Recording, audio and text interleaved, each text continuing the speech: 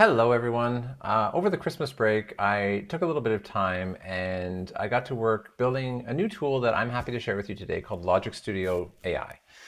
And this is an agentic workflow builder that allows anyone of any technical experience to build and use sophisticated large language models to build complex agentic workflows. If you've been paying attention to AI news, you would have seen that agents are the big term of 2025.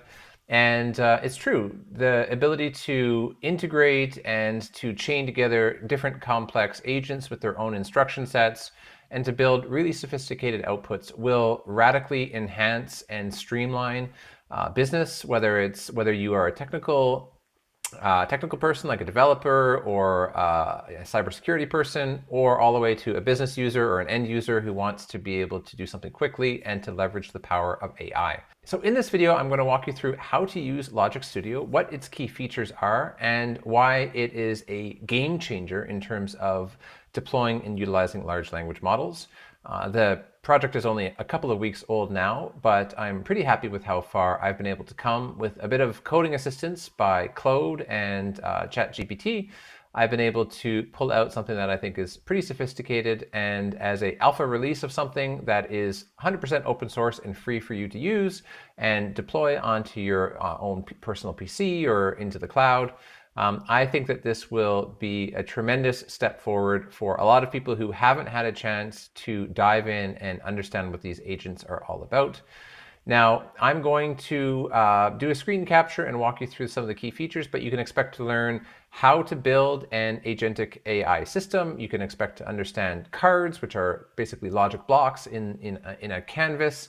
How to build connections, how to create input and output sockets, which are foundational to your workflow, and ultimately how to go through and build 3 or 4 or 5 quick examples, but powerful examples of how agentic workflows will really transform a lot of our day-to-day activities.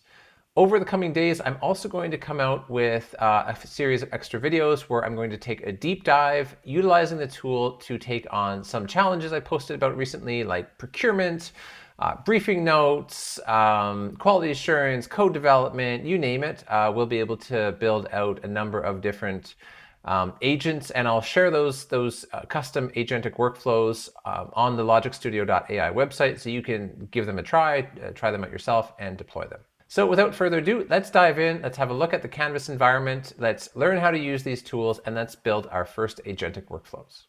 So right away, you can come into the Studio environment, and the Studio is essentially this infinite canvas. You can see the little grid in the background. This sort of tells you where you are. And then across, you've got really 2 toolbars. You've got this top one, which is all of your Canvas tools. And I'm going to describe what that means. And then on the side, you have your tools that you use to build agentic workflows.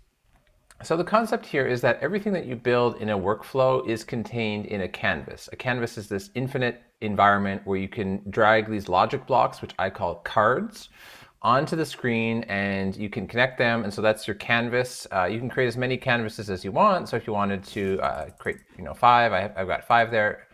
You can move back and forth in between them. You can't see anything yet because there's nothing on them. If you create a canvas, and we're just going to call this demo canvas, if you create one, you could just clone it at any time, and then you've got that new cloned version. You can upload a canvas that you've previously downloaded, and you can download a canvas here, so that if that's how you save your work, that's how you back it up. There's no database involved with the product at this time. If you want a database, it's very easy to add one that would save these canvases in the background.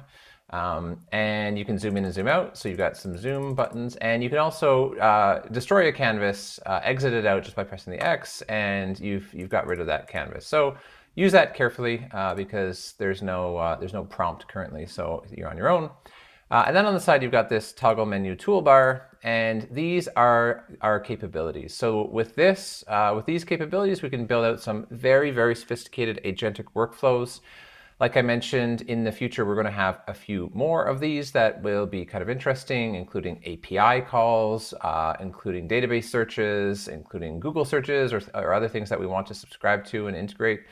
So those are actually really easy to connect. So we can add more of those. And then there's a couple that are pending while we're in demo mode. So I'm not releasing these out yet, but you are. I will follow up with a video about those in a little bit. So these are our cards, and think of a card as a logic block that we can deploy onto the screen. So for example, I can have a text card.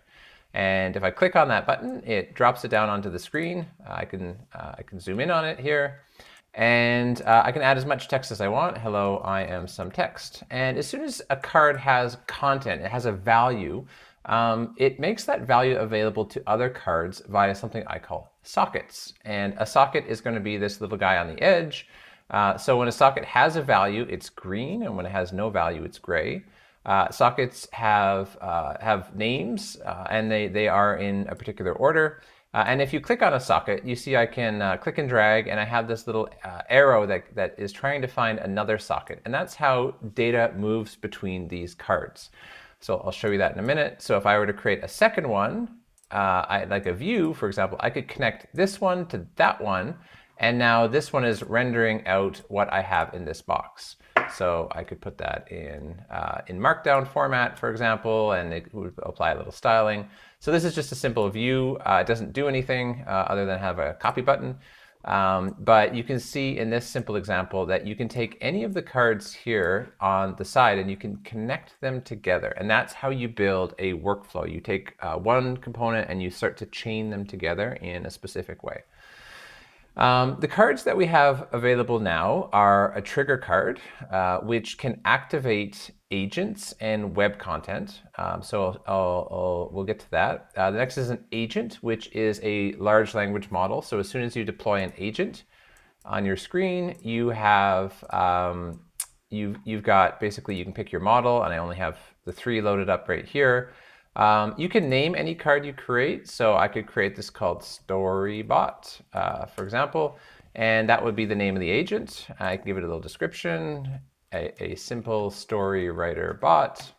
And I can pick which model I want to use. And like I mentioned, you can have really any of the models that are supported. I just have these 2, I have Anthropic and OpenAI plugged in. But if you wanted to put Grok or X or whatever, then you can do that. Most large language models receive a system prompt and they receive a user prompt. So you've got some text boxes, you could say write in Markdown. So the system prompt really tells you how you want it to act, and then the user prompt says what you want it to do. So it's the how and the what. So write a story about a happy robot named Boz in 100 words or less. And then you can have an output. So at the bottom, I have a trigger. So I'll press trigger, and the large language model will actually produce that little story there that I have. So it's written a 100-word story about Boz the robot. And I can take that output. So if I click view and I create a view box, I can take that output and I can display Boz the happy robot. And so that's on its simplest basis what an agent does. Agents also have input sockets, and this is an important point. Not every card has input and output sockets, but an agent card does. And what an input socket means is that you can connect in other content, as much other content into this agent as you want to help to give it a little bit of background. So right now I wrote directly into the card, but I don't have to. Because I have this idea of sockets, I can go here and I can actually create some instructions, whether it's text I create myself, write a story about a frog named Dandy. And what I can do is I can link them in. So here, write a story. Here is your topic. And I can create a socket there called story topic. So I'm going to add that. Now, when I connect this in, what it's doing is it's substituting whatever I have as this socket here that I've just added. It's going to substitute the content from its input socket from somewhere else. So that means whatever I change over here will get reflected here. So if I hit trigger, now it's going to write the story about the frog named Dandy. And it's received that from another card, a text card in this case. And I can do the same thing again. I can clone that, and I can say, I'll always write in Markdown format, use tables wherever possible, whatever. So I'm going to give it some instructions, and then I'm going to say, follow this style. And then I'm going to say style slot. I can add that there. And I can drag that into here. And so now I have an agent which is actually taking its instruction from somewhere else. So I'm going to trigger that again. And now it's writing the story, and it's built a little table. And so when it's done, you'll see it go green there. Now we have a story. We've got some tables in here because we told it to have some tables, some accessories, and some friends. And so you see that we have a little bit of a story brewing up. And the agent has used outside content that's been brought in by another card. And this is absolutely crucial to the concept, because if you were going to have an agent that could write like you and think like you, you might build a style guide, and that style guide could then be imported into your agent, and everything it writes from then on will retain that style guide. And that's super key, because that will drive consistency through all of your interactions, and every time that agent works, it'll actually have another source for it to pull from. And this is absolutely foundational. You're not limited to just one slot. You could say follow this style, and you could also have, here's a topic, and don't write about these topics. So I could have sort of like out of scope topics. So I could actually add another slot there, and we could create some things we don't want the AI to talk about. So we're going to clone that, and we'll say lily pads and top hats and flies, right? So maybe we don't want to talk about those things. We could link that in. And so now we're actually having, write a story, here's your topic. And so the topic is a story about Dandy, and don't write about these topics, lily pads, top hats, and flies. So then if we generate it, you see that he did have a top hat there, which is why I said top hats. It'll rewrite the story here, and we shouldn't see any top hats after that because we've precluded top hats from our conversation. So it's written a different story accordingly. So this means that you can create as many input sockets as you want, and that will guide how your agent is working. So that's we built our first very simple agentic workflow. Right now, we've just been using the agent, and the text.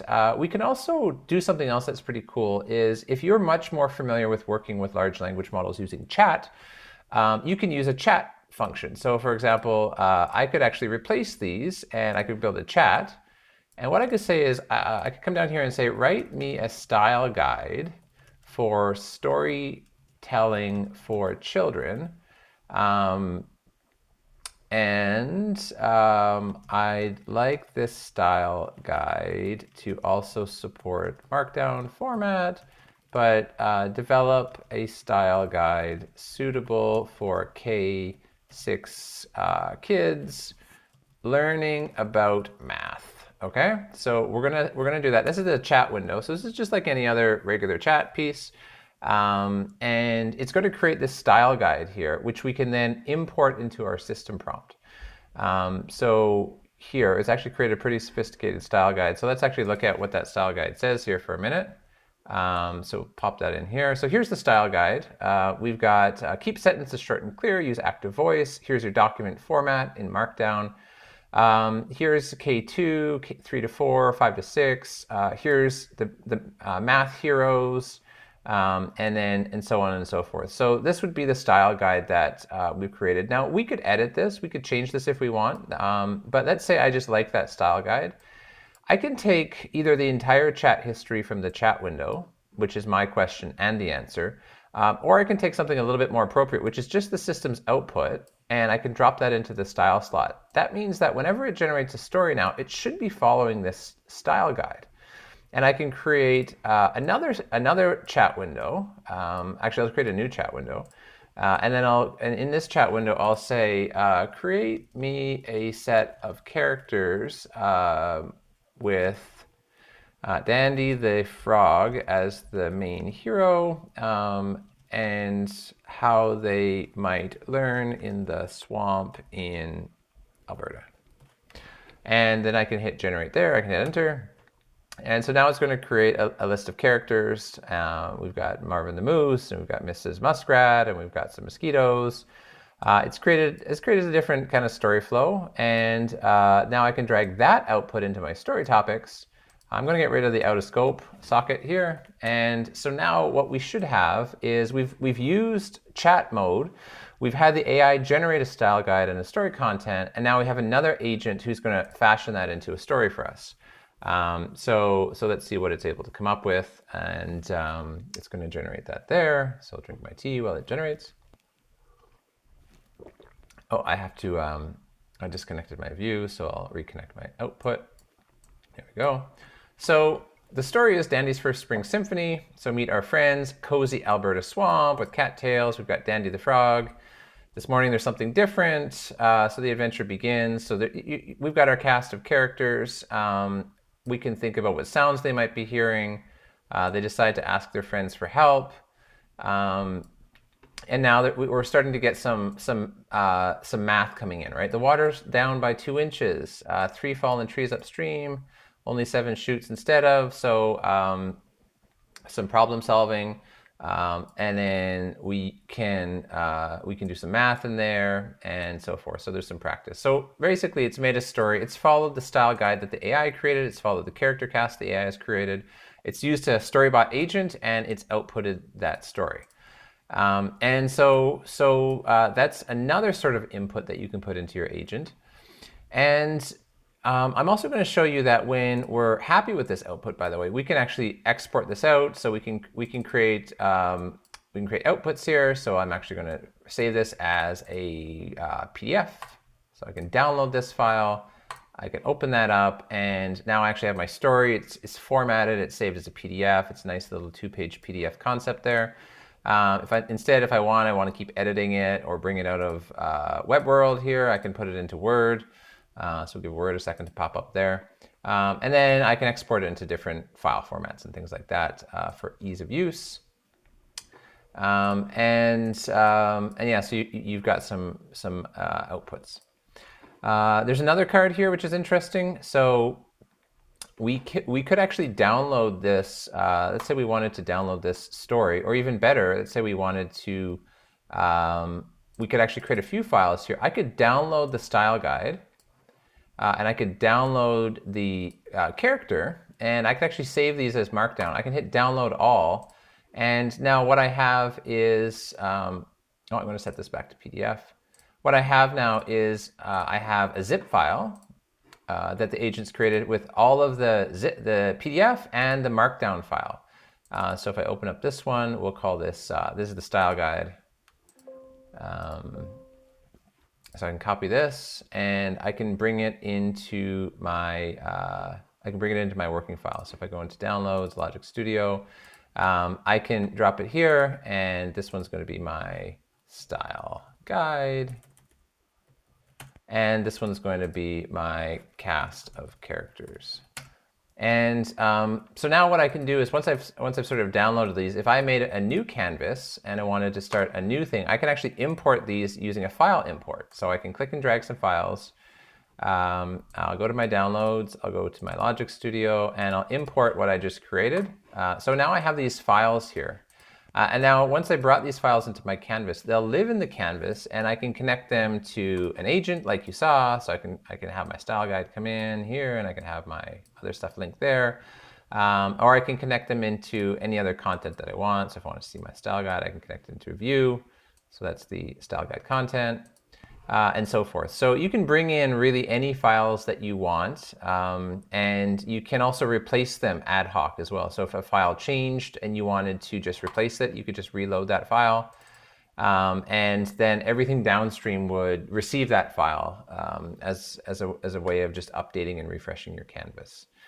There's a couple of other things that we can do here. I'll go back to my previous canvas. I'll clean this up here for a second. One of the other cards is a join. So a join just takes kind of an unlimited amount of different inputs and joins them in together. So it's like a concatenate. So if you've got multiple different sources, you can bring it in here. So now we have a style guide here, and then we've got a cast of characters down below. So there's the supporting characters. So you can join as many inputs as you want together, which is handy when you've got dozens of different files and dozens of different sources of information that you want to feed to an agent. There's the view that you've seen, and then there's also the label. So if you want, you can just put a label to help keep track of things. So here is where I do my joins. So I can pull a label over there and I can drop that there. And then that just sort of helps me keep track of my logic. And then finally, the last one I wanted to show you is the web content. And the web content is pretty cool. You can bring in as many websites as you want. So for example, I could add in, let me just create a couple websites here. Let's say I wanted to pull in some today's news. So I could pull in CNN.com, cbc.ca/news, abcnews.com or something like that. And then what I can do is I can just load that website content.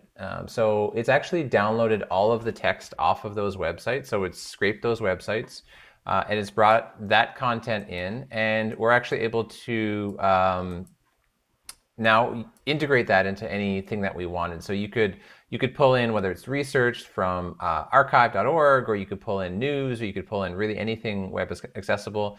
And you could feed it into an agent, where we could drop an agent in here. And maybe what I'll do is I'll create a join. I'll join this content together. And I'll say 1, 2, 3, and then I'll bring that into my socket. And I'll say, summarize the following news content. Headlines, do not add anything not present in this content. And so what I can do is I can trigger that, and I can go to a view and I can connect that, and then we can see what news headlines that we loaded today. So here's the headlines. We scraped these from 3 different news sources and we brought them in together. And so this is all of it integrated, interpreted by a language model, and put into a display.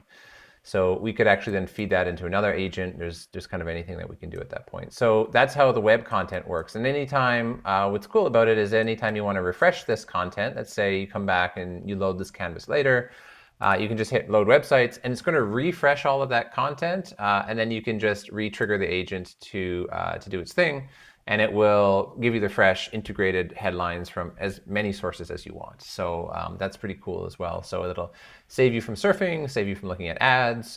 You can get to whatever you want, and that's the web content. Let's download this. We're going to call this demo canvas. We can just download this. I'll show you. We'll refresh the whole thing. So nothing is saved, as I said, on the server. We can start fresh. We can load in our demo canvas, and it's everything we we left it. I'll show you just a couple more examples of using some of these things. So I'm going to show you the file input. So for example, if I go back to my code base, for example, here. Let me just jump into my code base, look at some of my components. These are the components currently making up the code base. I can actually bring them into my, my input.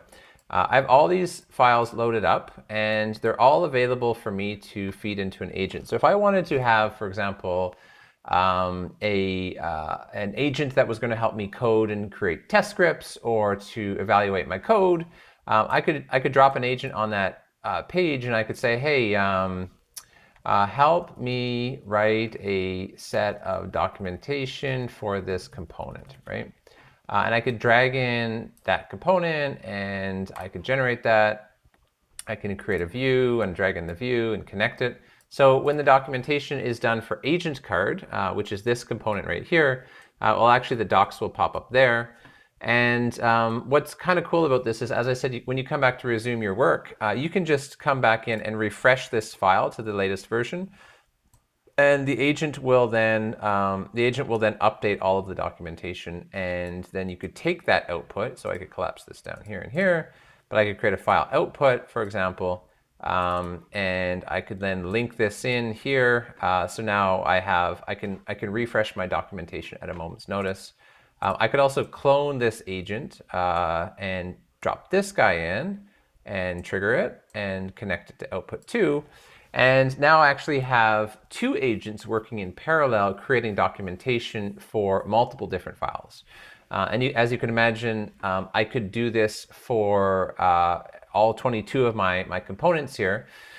And whenever they updated, whenever those files changed, I could just simply regenerate 22 different documentation files for that project, and that way all of my documentation stays in sync. Now, you might ask, why don't I just create one agent and create as many sockets as I want? So socket 1 and socket 2 and socket 3 and socket 4. I could do that, but the problem that you run into is you run into sort of a context length problem. And context length means that there's only a certain amount of input that a language model will read, and there's only a certain amount of output that it will create. And so if you're working with the models as they are today, like Claude 3.4, GPT-4o, they really have about, you can feed in a lot of data in, but they really only give you between 2 and 4 pages of data out.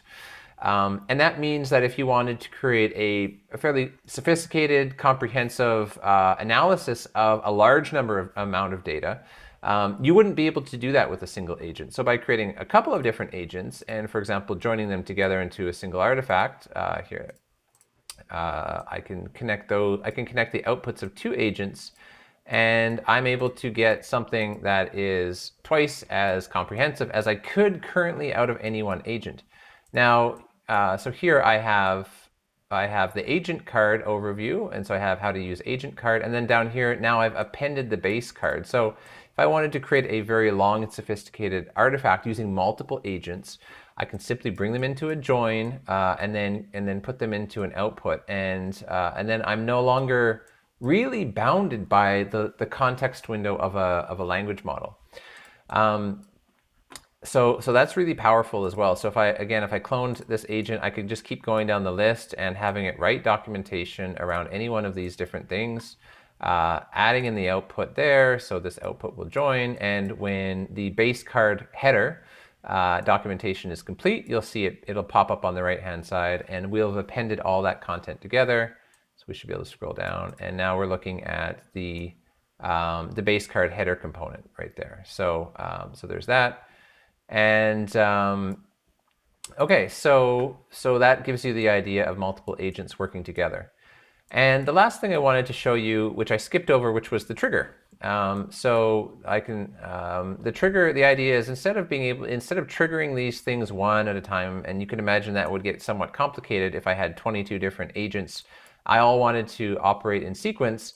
I can actually create a trigger node. I can add in 3 different sockets, and I haven't named my agents here, so they're all just called agents. But if I did name it, for example, agent 1, agent 2, and agent Smith for fun, then I can see that those are reflected here in the dropdown. And then when I hit trigger, what happens is they actually trigger in sequence. So I can just hit trigger one time, and it will actually, any of the cards that I have on the screen will get executed in sequence. Now, you could configure this if, with a little clever configuring, you could actually have it so that you group them so that they all actually fire in groups. So you could fire like 3 agents at a time, and then another 3, another 5. But what you'll find is, in fact, most of the APIs for the large language models, they only let you execute somewhere between 5 and 20 agent calls in parallel. And so that means that you're going to get rate limited out of existence if you try to blast all 22 through at the same time. You're just going to get errors coming out everywhere. So this trigger sequencer allows you to actually execute your entire agentic workflow, but you can do it one at a time. Or you can do it in groups. So I could create, for example, I could create another trigger that would deal with another set of agents, and I could trigger both of those at the same time, just as an example. So that's the idea of the sequencer. So if you build sophisticated agentic workflows, this becomes the input trigger. And if you don't even want to click the button, for example, if you wanted to detect a file change or a text change, you can actually use the some text, you can actually use the input trigger socket, and whenever the value changes, it actually will cause the trigger to re-change. So for example, if I had a file and I wanted to use the file as a trigger, I could just have a file that's the trigger input, and whenever the content of the file changes, if I re-upload it, then it will execute my entire agentic workflow. It'll create all my documentation. And if the content doesn't change, then nothing will happen. So you're only really spending tokens when it's relevant to do so. So that's the idea of a trigger. I'll show you just a couple of examples of some pre-built canvases that I thought would give you a sense of some of the capabilities. So I'm going to I'll go back to my downloads here. Downloads and go to the Logic Studio. So I have a few different ones. I've got a table of contents writer. So let's open up this one. So for example, if I wanted to create, let's say I wanted to create an RFP. And what I could do in this sense is I'll show you, I can actually create two different chat windows. And I've asked Claude 3.5, write me a procurement table of context for GPU procurement for the government of Alberta. All right, so it created a table of contents, and whether we like it or not, we can determine. And then I asked a GPT to do the same task, and it created a sort of a different table of contents, roughly, parallel or equivalent, but different. And I've used an agent to tie the first table of contents and the second table of contents together, and then do a merge, which is not always easy for unstructured data. But here's an agent that is merging two different outputs from the best two different large language models available. And it then does a merge, and it creates this kind of sophisticated table of contents for our procurement. So here's our procurement process, how we're going to do vendor management, our legal and compliance statements, financial considerations, et cetera. So it's broken those down into 14 different segments. And now what I could do, so that's an example of using an agent to merge two very disparate data sources of unstructured data. I could create another agent here, for example, and continue this process on and say, okay, write in sentence format the executive summary part of this table of contents, include why Alberta wants GPUs for AI processing in our data centers for sensitive workloads, right? So I could actually task out each of the different parts of the table of contents, I keep saying write in Markdown just because it renders well in the demo. You don't have to do that. So then I can trigger, I can trigger this. Oh, I already clicked it. I can trigger this piece now, and I can create a view here, and I can connect that view here. So now we have a written table of contents for our procurement. So the government of Alberta is initiating a strategic procurement process for some GPUs for our data centers. And again, whether we like that or not is up to us, but it does a lot of the legwork. And I have an agent now who's writing 1.0 exec summary. So now here's going to write the part 2. So introduction. So the purpose of this, so it has scope and it has background. So just as we saw here, purpose, scope, background, objectives, definitions, etc.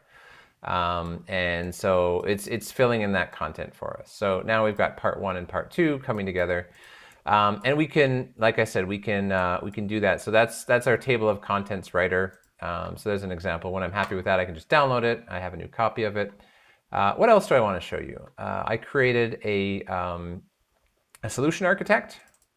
So for example, I have here we've got, I brought in the README for LogicStudio.ai as our source. So we actually have a README coming in as our source content.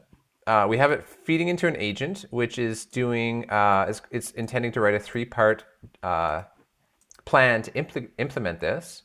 I have 3 different agents that will take that outline and they'll expand it. They'll join it together. They'll hand it onto a second set of agents that reads not only the entire integrated document, but it re-edits its own part based on what the other agents have written. I have a security expert who's doing an analysis. I'm joining all these 4 together, feeding them into a project summary agent and a code layout agent. I'm joining those together, and I'm building myself an output here. So I actually have my project artifact files, and now I have everything that I just walked you through. So I have the executive summary of it. I've got the technical considerations, the system design architecture, the front-end implementation, the back-end implementation, the database setup, how you might deploy it, log it, monitor it. If we scroll down a little bit, I think we get into our security, secure coding practices, QA testing, patching. We can go into our folder structure here. We can look at our dependencies and our installation steps and all of the things that we need to do. So it's created, I don't know how long of a document this is, 35-page document based on literally what was just the README file from the GitHub. And in fact, if I wanted to keep it dynamic and not use a static file from my own PC, I can literally just link in the website, the GitHub website, and now anytime that README file changes, let's say I add a new feature or whatever, it'll actually update this entire 35-page document with any of the new changes that have been captured there. So you see how powerful that is, just being able to take any source in and then run it through this consistent pipeline. And if I want to re-execute the entire pipeline, of course, I just come up to my trigger and I can just click the trigger, and it's going to start to process each of those different steps in sequence, and they all go green when their next step is done. And they'll just feed that all the way through. So it'll take, I don't know, a minute to be able to run and re-author based on that update. And so there's an example there of a solution architect. And let me see what else I've got going on here. The last one I was going to show you was a briefing note agent. And this one's kind of cool, since a lot of my world revolves around either reading or approving or sometimes writing briefing notes myself. I wanted to show how you could use an agent that would enable the creation of a briefing note in a reliable structure. That we could have, for example, some information on a briefing note structure, so we could give it a consistent structure. We could talk about different types of briefing notes. We could have a briefing note details and context. So Deputy Minister Williams requested the following information on the cost of critical infrastructure. And the context of this is that the rising cost of cloud computing and the need to invest in more of our own data center infrastructure, for example. And then we've got contact details. So those all go into agent number 1, which writes a briefing note. And that's pretty handy. You could have done that with ChatGPT. Now, agent number 2 goes through and it actually critiques the briefing note based on my own style guide. I created a style guide based on what this fictitious DM Williams would want. And this DM doesn't like lack of context, doesn't like lack of financial breakdown, doesn't like needs alignment to government priorities, lack of clear narrative. So these are things that will cause the briefing note to get sent back by this deputy minister. So this agent acts as chief of staff, and it writes a critique. So what's wrong with the first briefing note is a lack of context, a lack of financial analysis, a lack of alignment to government priorities. So you're not surprised. The third agent takes both the initial briefing note and the feedback from the chief of staff agent, and it writes an integrated briefing note that has purpose and it creates context, has considerations. It creates placeholder financial analysis. Obviously, it doesn't know. We didn't provide any, so it couldn't know. But instead, it has insert projected costs. It has an opportunity to align these with government priorities, such as digital transformation, cost efficiency, and data sovereignty, being 3 that it sort of intuited from our Canadian context. Some background information, some attachments, and then the contact information from below. So there, we're able to export that out into a Word document. We're able to open that Word document, and all of a sudden we have the basis for a not bad briefing note if you fill in the missing content. It's a nice 2-pager briefing note. It follows kind of the header structure and things like that from Word, right? So you use your standard headers and things like that. So it gets you started really fast on a briefing note without you having to fill in a lot of the information. And it gives you probably a higher degree of confidence that the deputy, if you load in this deputy, her or his style preferences, would be happy with the briefing note because they would be aware you did not omit any of the key pain points there. So there's a briefing note agent. And now we've got these canvases, and we can, like I said, we can look back and forth through them. So there's our solution architect and our table of contents writer, and there's our document writer there, our documentation writer that we created. So we call that documentation writer.